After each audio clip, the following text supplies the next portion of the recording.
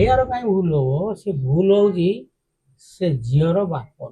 ବାପ ଯେତେବେଳେ ଆସିକି ବିବାହର ପ୍ରସ୍ତାବ ଦେଲେ, ସେ ତାଙ୍କ ଘର ଦ୍ୱାର ଭଲ ମନ୍ଦ ବର ଭଲ ମନ୍ଦ ଦେଖିକି ଦେଇଛନ୍ତି ନା ନାହିଁ? ସେଠି ବାହା ବେଦିରେ ବି ତମେ ପୁଅକୁ ଦେଖିଲ, ତମେ ସେତେବେଳେ ମନା କରିଦେଲନି? ନାଇଁ ଝିଅ ଯଦି ଚାହିଁଲା ପୁଅଟା ମୋର ପସନ୍ଦ ନୁହଁ, ସେତେବେଳେ ମନା କଲାନି ନାଇଁ ଏ ପୁଅକୁ ମୋର ପସନ୍ଦ ନୁହଁ, ମୁଁ ବାହା। ଆଚ୍ଛା ଯଦିଓ ତମର ରାଜି ନାହିଁ, ତମେ ସେଇ ଡାଇରେକ୍ଟ ମନା କରିଥିଲେ କାମ ସରିଥାନ୍ତା। ତମେ ନ ମନା କରିକି ଏତେ ଗୁଡେ ଆୟୋଜନ କାହିଁ କରୁଛ? ପରା ଯେମିତି ବର ବେଦିରୁ ବି ନଉଟି ଆସୁଛି, ଏମିତି ସମାଜରେ ହଉଛି। କାଳିଆର କାହିଁ ଭୁଲ ହବ? ସେ ଭୁଲ ହଉଛି ସେ ଝିଅର ବାପର। ଝିଅ ଯଦିଓ କୋଉଠି ଭଲ ପାଇଛି କି କଣ କରିଛି ଆମେ ତ ଜାଣିନୁ, କାହିଁ ଆମେ ଏତେ ବଡ କଥା କହିବା।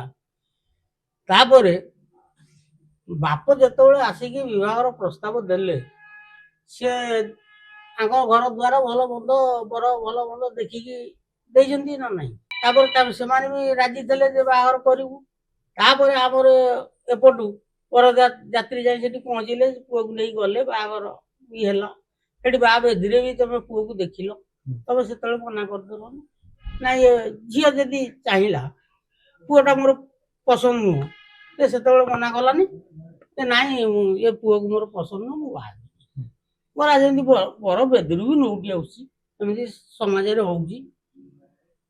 ସେଠି କିଛି ନ କହିକି ବିବାହ ହେଇକି ଘରକୁ ଆସିଲା ପରେ ଇଏ ଭୋଜି ଭାଜ ଭଲ ମନ୍ଦ ଯୋଉ ଗ୍ରାମ ନିମନ୍ତ୍ରଣ ଗୋଟେ ଖୁସି ବାସିର ଗୋଟେ ଇଏ, ସେ 1000-1200 ଲୋକଙ୍କୁ ଆୟୋଜନ କରି ଭଲ ମନ୍ଦ କରି ଯାହା କିଛି ଅସୁବିଧାର ସମ୍ମୁଖୀନ ହେଲା, ତମେ ସେଇଦିନ ପଳେଇଲ।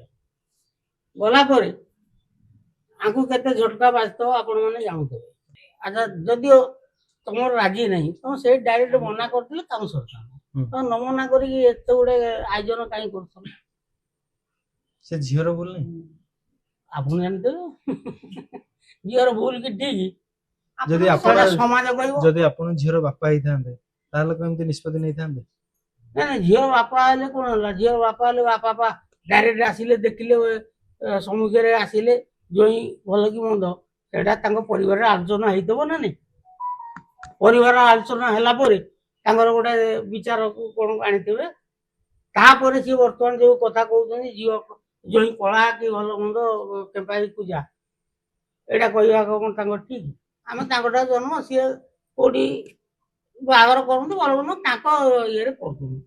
ସେ କଣ ଆମ ଯିଏ ବାପା ମା ଜନ୍ମ କରିଛନ୍ତି ପିଲାମାନଙ୍କ ପାଇଁ କ୍ଷତି ପାଇଁ ଜନ୍ମ ଚିନ୍ତା କରନ୍ତି କି? ସେମାନେ ଚାହାନ୍ତି ପୁଅ ମୋର କେମିତି ଭଲରେ ରହୁ। ଯଦିଓ ସେଇ ଦୃଷ୍ଟିରୁ ଆମେ ଆଉ ମୋର ପିଲା ହେଇକି ଆମେ କାହିଁକି ବାପା ମା, ଆମେ ଦେଖୁଛୁ ବାପା ମା ଆମର ତ ଅଛନ୍ତି, ସେମାନେ ତାଙ୍କର ରେଣ୍ଟ କରୁଛନ୍ତି, ଆମେ କାହିଁକି ଆଗକୁ ଯିବୁ? ତେଣୁକରି ଇଏ ଆମେ ପଛରେ ରହିବୁ। ବାପା ମା ତାଙ୍କର କିଏ କଲେ, ଆଉ ଯଦିଓ କଲେ ଆମର ସେତ କମ୍ପ୍ଲେନ କିଛି ନାହିଁ, କିନ୍ତୁ ତାଙ୍କର କାହିଁକି କମ୍ପ୍ଲେନ? ଝିଅର କାହିଁକି କମ୍ପ୍ଲେନ? ଆଉ ଯଦିଓ କଳା, ଏଠି କଣ ଗୋଟେ କମ୍ପ୍ରମାଇଜ କରିଦିଅନ୍ତୁ, ଯାହା କ୍ଷତିପୂରଣ ଖର୍ଚ୍ଚ ହେଇଛି କି ତାଙ୍କର କଣ ହେଇଛି ଏଇଟା ଗୋଟେ ବସିକି ଡିସାଇଡ କରିଦିଅନ୍ତୁ, ଗଲା କାମ ସରିଲା। ଝିଅକୁ ଗୋଟେ ଭଲ ଜୋଇଁ ମିଳୁ। ହଁ ମିଳୁ, ଗୋଟେ ସୁନ୍ଦରିଆ। ହଁ ଈଶ୍ୱର ଦୟାରୁ ସିଏ ଭଲରେ ରହୁ, କଣ ଅସୁବିଧା ନାହିଁ, କିଛି ନାହିଁ ସେଥିରେ କଣ।